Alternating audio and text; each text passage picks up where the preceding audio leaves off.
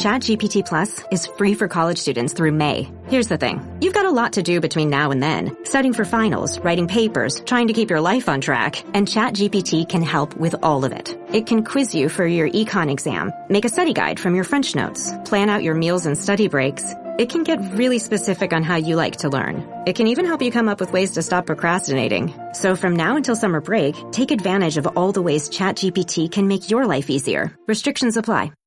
Let's begin on the baseball diamond in Philadelphia. Aaron Judge homered twice to increase his major league leading total to 39. Jazz Chisholm Jr. hit his first 2 home runs for New York, and the Yankees beat the Phillies 14-4 for their first 3-game winning streak since early June.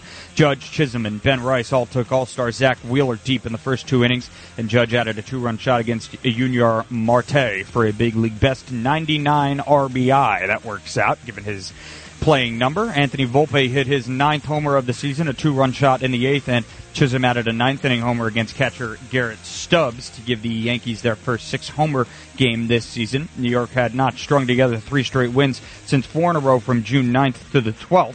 Giancarlo Stanton went 0 for 4 with a walk after missing 28 games with a hamstring injury. Chisholm made his first professional start at third base in just his 2nd game for the Yankees. He hit his 2nd homer of the game with Judge's bat.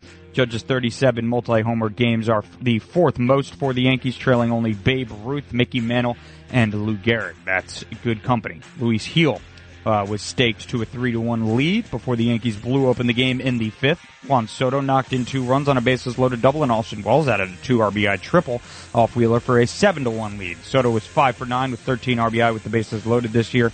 Gil struck out 8 and allowed 3 runs over 5 1/3 innings of work. Up next for the Yanks, they'll send out their ace Garrett Cole against Aaron Nola for Game 2 of 3 in Philadelphia. First pitch from Citizens Bank Park is scheduled for 6:40 p.m. tonight.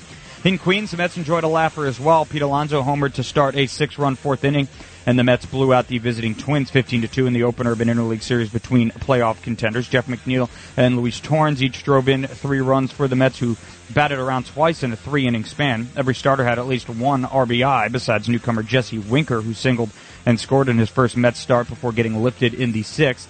Starter Jose Quintana fell behind 1-0 after 5 pitches, but kept Minnesota off the scoreboard after that. He threw 6 effective innings to win his 2nd consecutive start and improved to 5-1 in his past 6 decisions.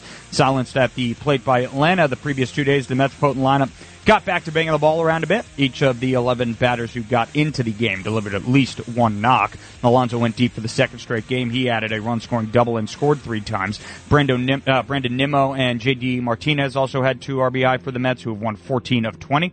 They were Nimmo's first runs batted in since the All-Star break. New York racked up its most runs at home since scoring 17 against Philadelphia on September 25th of 2016. It was the Mets' biggest margin of victory since a 14-1 win at Baltimore in June of 2021. Up next for the Mets is Game 2 of 3 against Minnesota. The lefty Sean Manaea will get the start for a 7:10 p.m. first pitch from Citi Field. To Paris in the Summer Olympics, where Rafa Nadal and Novak Djokovic met for the 60th time, a record for head-to-head matches between the 2 men in the sports open era, which began in 1968. Djokovic took this round with relative ease, also led by 2-time WNBA MVPs A'ja Wilson and Breanna Stewart. The U.S. women's basketball team opened its pursuit of a record 8th straight gold medal against Japan. Final score there was 107-76. So the women are as dominant as the men are? Yeah. Oh. Probably more so, it sounds like, to be honest with you. Yeah. Yeah, I mean, they should have a pretty easy time, I would say, marching on to gold, as should the men. But I think the men are much more prone to a bit of embarrassing play, if you will. Playing down to their opponent's gnome. A little sloppy, yeah. Yeah. Well, they don't play together normally. That's part of it. Right, exactly. And they all have, you got those big egos and whatnot to deal with. So, but we'll see how it works out for Team USA. They'll be back in action tomorrow. As it stands right now, Team USA overall is leading the medal count with 20 medals thus far over France's 16 and Japan's 12. That is your Sports Gnome, and I'm Justin Ellick on 77 WABC.